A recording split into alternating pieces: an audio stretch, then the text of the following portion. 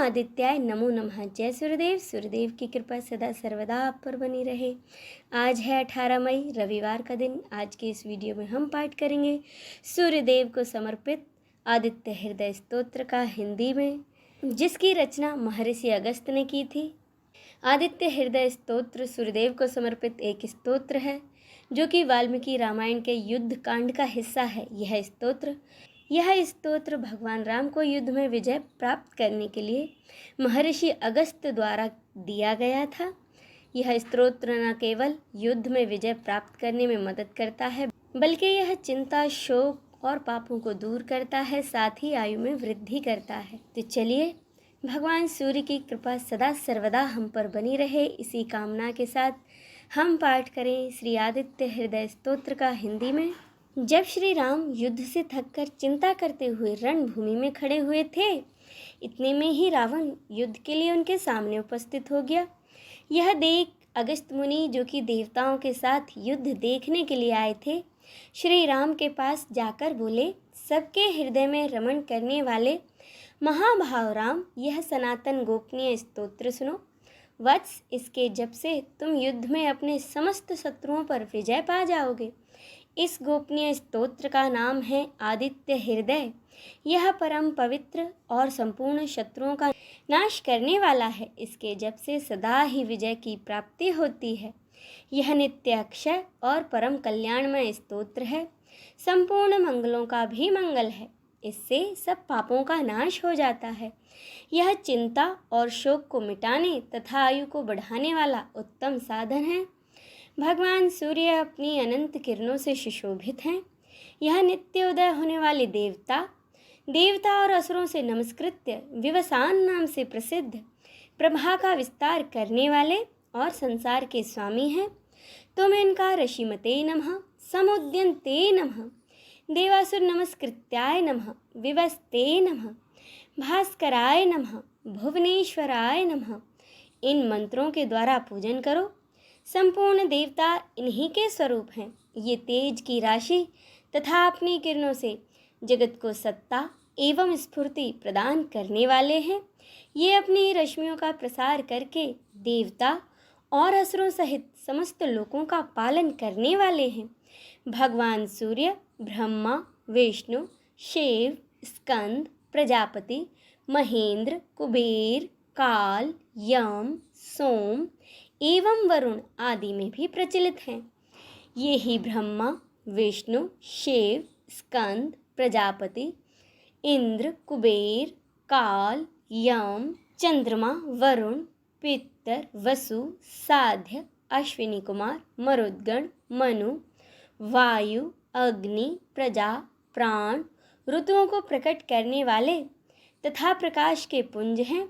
इनके नाम हैं आदित्य यानी कि अदिति के पुत्र, सविता यानी कि जगत को उत्पन्न करने वाले, सूर्य अर्थात सर्वव्यापक, खग, पुषा अर्थात पोषण करने वाले, गभस्तिमान अर्थात प्रकाशमान, सुवर्ण सदृश्य, भानु अर्थात प्रकाशक, हिरण्यरेता यानी कि ब्रह्मांड की उत्पत्ति के बीज, दिवाकर यानी कि रात्रि का अंधकार दूर करके प्रकाश फैलाने वाले, नक्षत्र, ग्रह और तारों के स्वामी, विश्व भावन यानी कि जगत की रक्षा करने वाले, तेजस्वियों में भी अति तेजस्वी और द्वादश आत्मा है। इन सभी नामों से प्रसिद्ध सूर्यदेव आपको नमस्कार है। पूर्व गिरि उदयाचल तथा पश्चिमी गिरि अस्ताचल के रूप में आपको नमस्कार है। ज्योतिर्गणों के स्वामी तथा दिन के अधिपति आपको प्रणाम है। आप जय स्वरूप तथा विजय और कल्याण के दाता हैं। आपके रथ में हरे रंग के घोड़े जुते रहते हैं। आपको बारंबार नमस्कार है। सहस्र किरणों से सुशोभित भगवान सूर्य आपको बारंबार प्रणाम है। आप अदिति के पुत्र होने के कारण आदित्य नाम से भी प्रसिद्ध हैं। आपको नमस्कार है। उग्र, वीर और सारंग सूर्यदेव को नमस्कार है। कमलों को विकसित करने वाले प्रचंड तेज धारे मार्तंड को प्रणाम है। आप ब्रह्मा, शिव और विष्णु के भी स्वामी हैं। सुर आपकी संज्ञा है।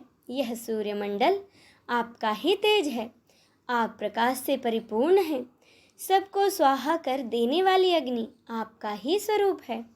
आप रौद्र रूप धारण करने वाले हैं, आपको नमस्कार है। आप अज्ञान और अंधकार के नाशक, जड़ता एवं शीत के निवारक तथा शत्रु का नाश करने वाले हैं। आपका स्वरूप अप्रमेय है। आप कृत गणों का नाश करने वाले, संपूर्ण ज्योतियों के स्वामी और देव स्वरूप हैं। आपको नमस्कार है।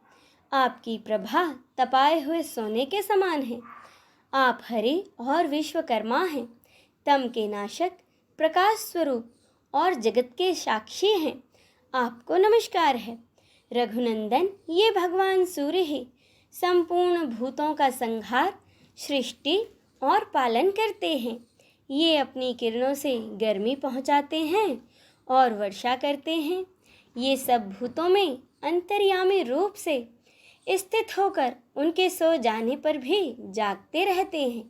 ये ही अग्निहोत्र तथा अग्निहोत्री पुरुषों को मिलने वाले फल हैं। वेदों, यज्ञ और यज्ञों के फल भी ये ही हैं। संपूर्ण लोकों में जितनी क्रियाएं होती हैं, उन सब का फल देने में ये ही पूर्ण समर्थ हैं। राघव, विपत्ति में, कष्ट में, दुर्गम मार्ग में तथा और किसी भय के अवसर पर जो कोई पुरुष इन सूर्यदेव का कीर्तन करता है, उसे दुख नहीं भोगना पड़ता।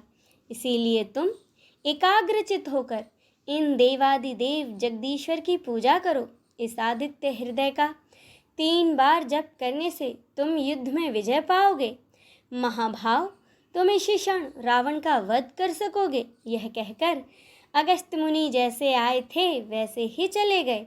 उनका उपदेश सुनकर महातेजस्वी श्री रामचंद्र जी का शोक दूर हो गया और उन्होंने प्रसन्न होकर शुद्ध चित्त से आदित्य हृदय को धारण किया और 3 बार आचमन करके शुद्ध हो भगवान सूर्य की ओर देखते हुए इसका 3 बार जप किया।